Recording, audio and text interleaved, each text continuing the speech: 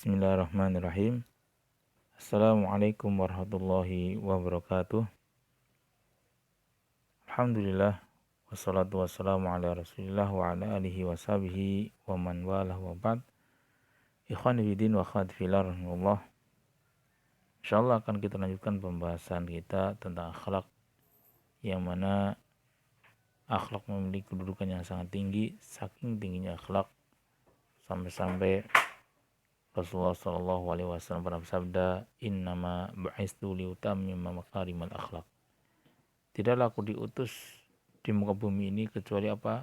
Untuk menyempurnakan akhlak. Maka akhlak ini, ikhwan fillah, memiliki kedudukan yang sangat-sangat penting. Harus kita perhatikan.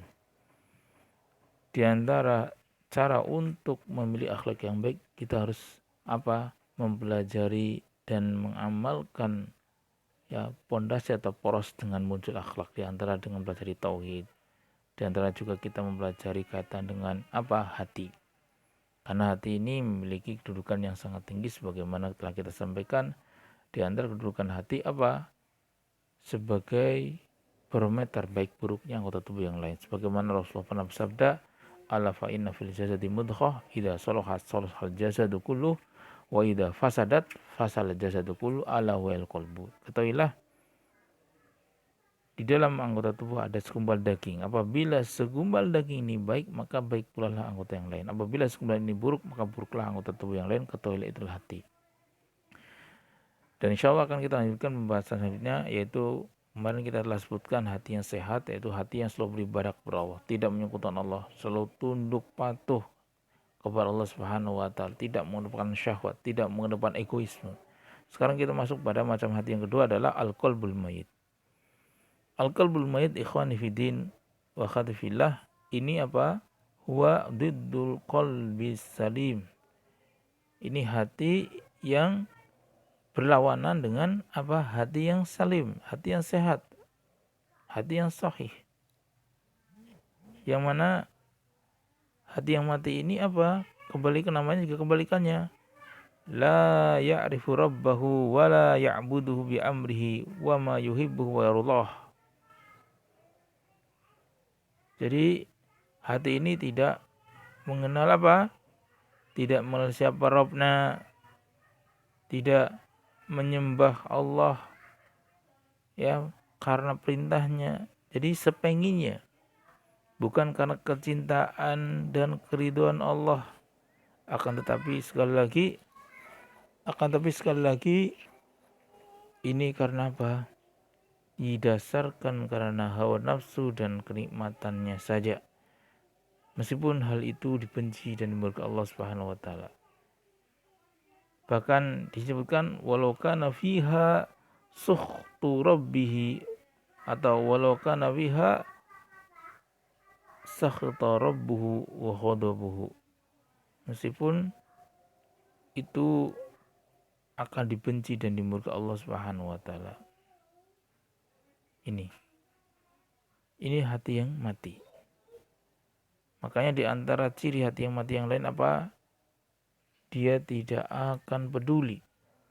Dia tidak akan peduli kepada keridhaan atau kemurkaan Allah, karena dia hanya barometer adalah nafsu.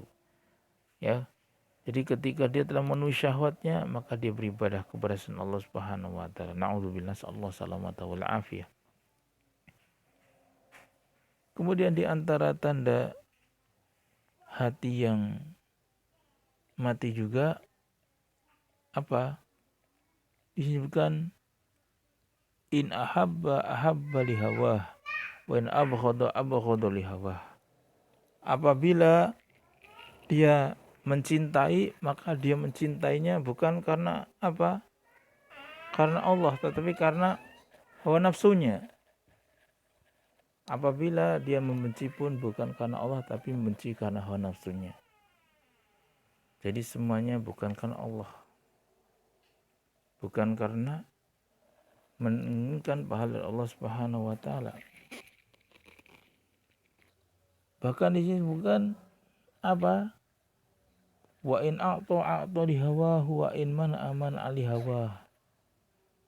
Apabila dia memberi, maka memberi karena hawa nafsu. Apabila dia mencegah atau melarang pun karena hawa nafsu. semuanya lebih memilih atau mengedepankan hawa nafsu daripada hal yang lainnya.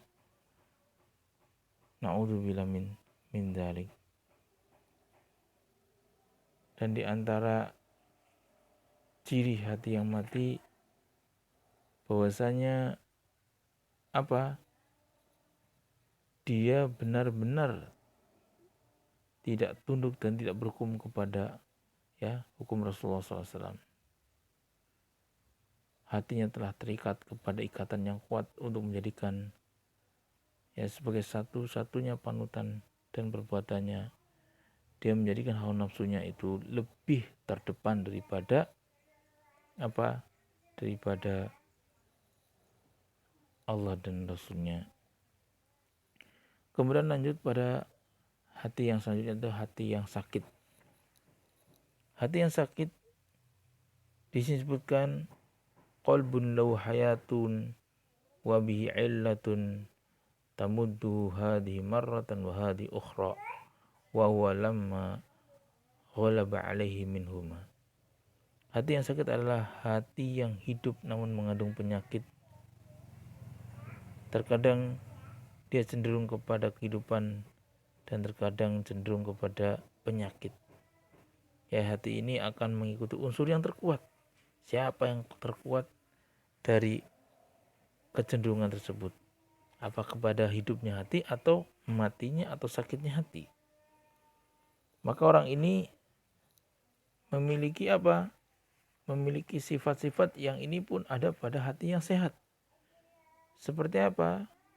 Seperti adanya kecintaan, keimanan, keikhlasan dan takwa kepada Allah yang merupakan ini sumber kehidupan. Tapi di sisi lain pun adanya syahwat, hasad, takabur, sifat ujub yang merupakan ini sumber bencana kehancurannya, dan ini mendekatkan kepada kepada kehancuran hati tersebut. Makanya hati yang sakit ini itu memiliki posisi, yaitu di antara dua penyeru. Di antara dua penyeru. Pertama Da'un yad'uhu ilallahi wa rasulihi wa dar akhirah. Yaitu penyeru yang mengajak kepada Allah dan Rasulnya dan dari akhir. Kemudian penyeru kedua Wada'un yad'uhu ilal ajilah. Yaitu penyeru kepada kehidupan yang ada di dunia ini. Makanya ikhwan fillah akhwati fillah, mari kita lebih mengedepankan penyeru atau seruan kepada Allah dan Rasulnya, karena itulah yang bisa menyelamatkan kita baik di dunia dan akhirat. Itu saja yang bisa kita sampaikan. Semoga Allah Subhanahu wa taala menjadikan hati kita hati yang selalu sehat, hati yang selamat, terjauh dari hati yang hati yang mati, hati yang sakit. Na'udzubillah min dzalik. Nasallahu salamatul afiyah. Akhirul kalam, subhanallah, asyhadu an la ilaha illa anta astaghfiruka wa atubu ilaik. Wassalamualaikum warahmatullahi wabarakatuh.